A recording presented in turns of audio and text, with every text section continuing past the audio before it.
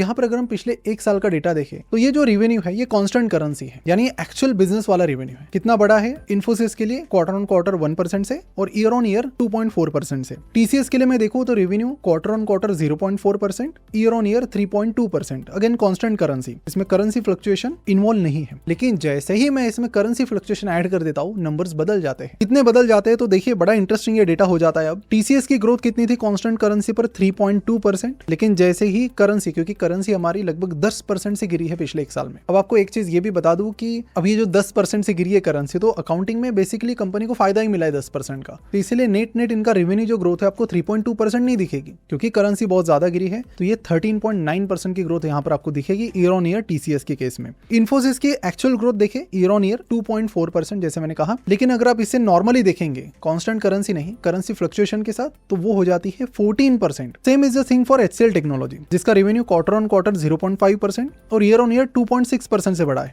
मात्र 2.5%। लेकिन currency fall की वजह से इनका रेवेन्यू इस साल चला गया 13.9% पर। सबसे इंटरेस्टिंग चीज तो यहाँ पर विप्रो की है। विप्रो ने क्वार्टर ऑन क्वार्टर गाइडेंस कितना दिया होगा? -2% टू 0%, यानी जितनी ग्रोथ है उतनी या तो 2% कम ये हमारा रेवेन्यू हो सकता है अगले क्वार्टर का कांस्टेंट करेंसी पर। करेंसी फ्लक्चुएशन क्योंकि कंपनीज के हाथ में नहीं होते तो उसके बारे में वो जनरली बात ही नहीं करते। They always talk in the terms of constant currency. तो यहाँ पर विप्रो ने ईयर ऑन ईयर अगर देखा जाए तो 0.9% की ग्रोथ दिखाई है, जो कि जितना वो गाइडेंस दे रहे थे उस हिसाब से बराबर भी थी। लेकिन इस करेंसी क्योंकि बहुत ज्यादा गिरी है तो इनका रेवेन्यू ईयर ऑन ईयर कितना बड़ा होगा? 10.7%। ये खुद कंपनी के लिए भी काफी शॉकिंग नंबर्स चल रहे हैं एक्चुअल में। माल कर दिया आपने।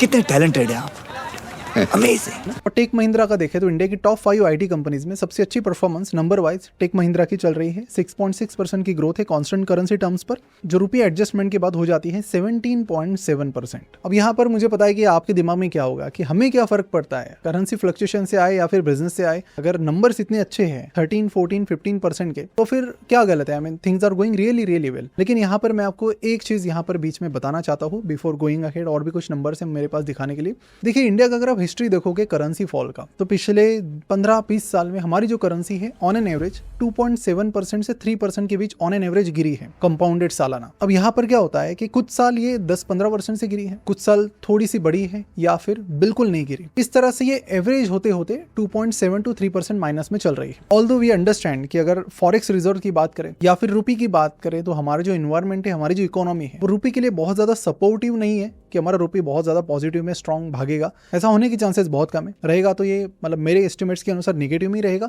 लेकिन हर साल ये इतना नहीं गिरेगा जितना इस साल गिरा है। इस साल बहुत सारी एक्सट्रीम चीजें हुई है। क्रूड ऑयल का इंपैक्ट था, FIIs सारे उठ के भाग गए, FDI भी नहीं आया, तो डॉलर हमारे पास आया ही नहीं और जो था वो चला गया, जिसकी वजह से रुपी एक्सट्रीमली फॉल हुआ है। लेकिन अगर आप ये एक्सपेक्ट करेंगे कि हर साल 10% से गिरता रहेगा और फिर 2-3% की ग्रोथ आपको 12-13% की ग्रोथ दिखेगी, तो मुझे लगता है कि यहाँ पर आपको थोड़ा रुकना चाहिए। क्योंकि हिस्ट्री ये बताती है कि जब जब करेंसी में अचानक एक साथ बहुत ज्यादा फॉल आता है तो फिर काफी टाइम तक जो करेंसी है वो शांत बैठती है। Already it has fallen a lot. तो इसीलिए मैं ये नहीं कह रहा हूँ कि गिरेगा नहीं, गिरेगा जरूर, लेकिन एक्सपेक्ट करना कि इतना ही गिरेगा 10-10% से, तो वो काफी खराब एस्टिमेट्स होंगे। तो इसीलिए अगर हम इसे नॉर्मल बात करते 3-5% जो नॉर्मल चल रहा है, हम 1% बढ़ा कर लेते, मान लो 1-2%, 5% भी ले ले और 2-3% के एक्चुअल ग्रोथ को देखें, तो इनका रेवेन्यू जो ग्रोथ रहेगी वो 8%, 7-8% के आसपास रहेगी, जैसा मुझे लगता है, जो कि FD का रेट है फिलहाल। तो